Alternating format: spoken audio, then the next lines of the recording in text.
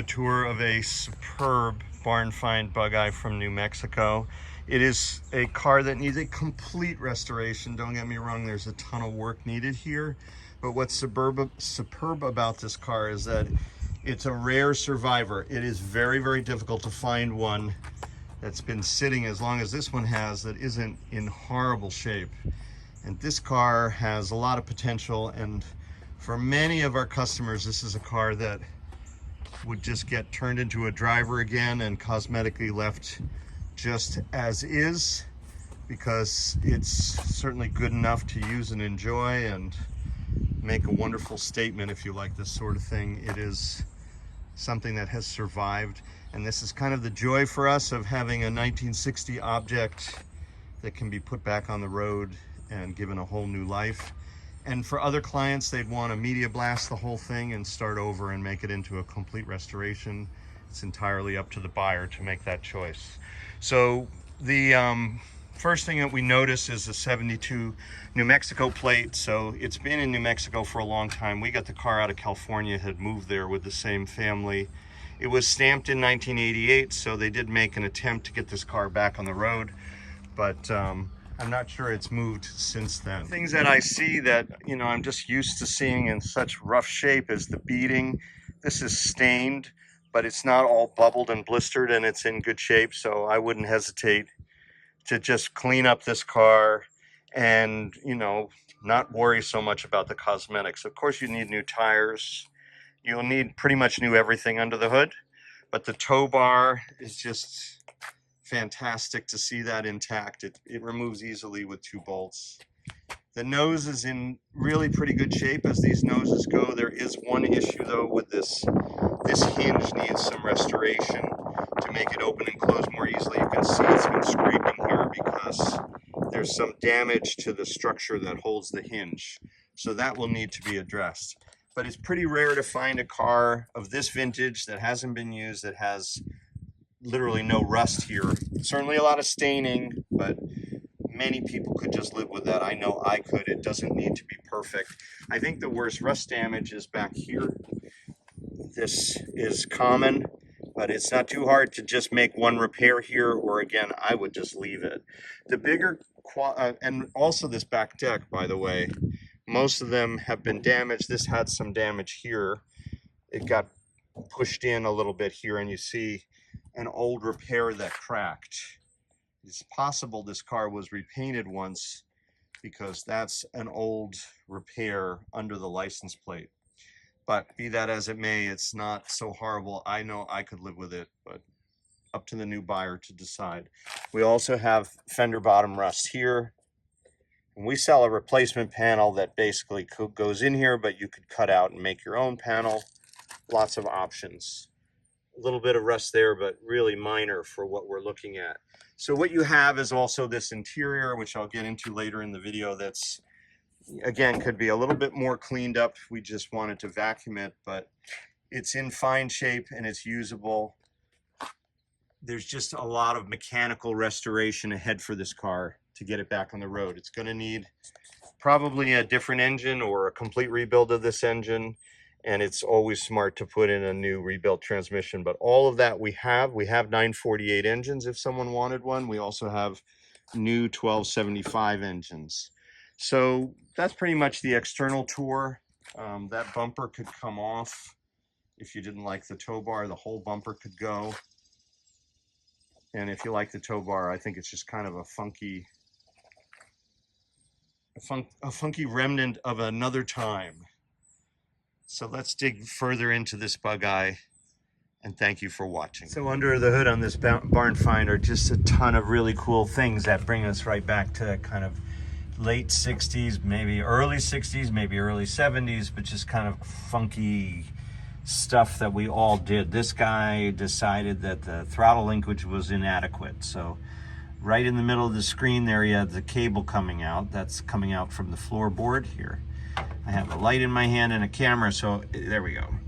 That's where the cable comes up normally, and then it just runs over to the carbs. But he added something that looks like it's from a Roadrunner Acme box that came out. It's a bell crank system.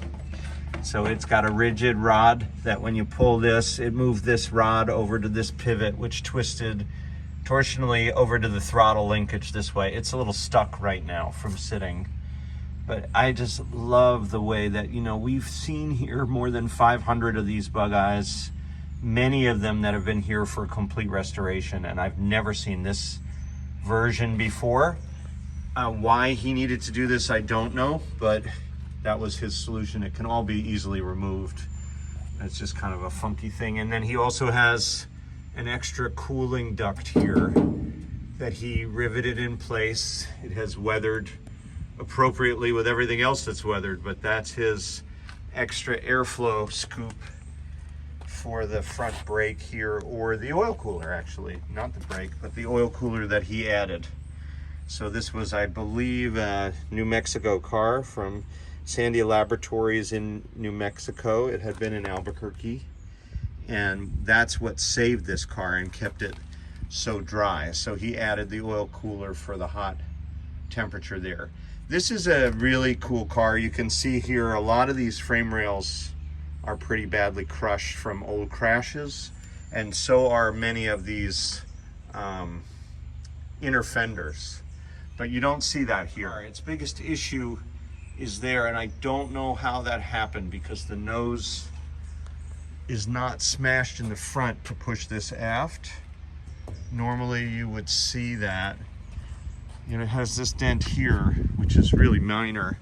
And normally you would see old crinkles here that caused hinge damage, but he's got hinge damage that needs to be addressed. When the restorer gets a hold of this car, whoever builds it is going to have to pull this crossbar back up into place and straighten that, which is not something we did, but at the moment that's what we got. That's how the car arrived. Other cool things, I don't know what this was about. It's not connected anymore. And it has the original, if you're ever looking for the Concours correct original snorkel, this is exactly what it looked like. It would really cool to see this particular sort of vulcanized cover, which is starting to decay here, but that's a really nice original Concours hose if you're into such things. And same with these wires. These are the correct original ignition wires here, but they're pretty decayed. And then if you look inside here, he's got an additional air flap that he cut into the heater box with a little bell crank here that I guess you could move it manually. I don't know if he cable actuated that, but there's more customizing done by this guy for his airflow.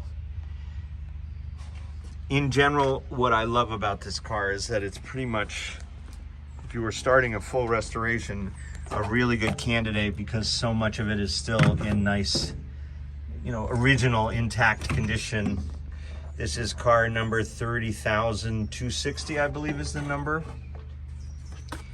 So the engine is in need of a complete rebuild, I'm sure. It's been sitting for so long, but it is the original engine 30,552. So that's the original 948 engine. And we know that because the numbers are all in range.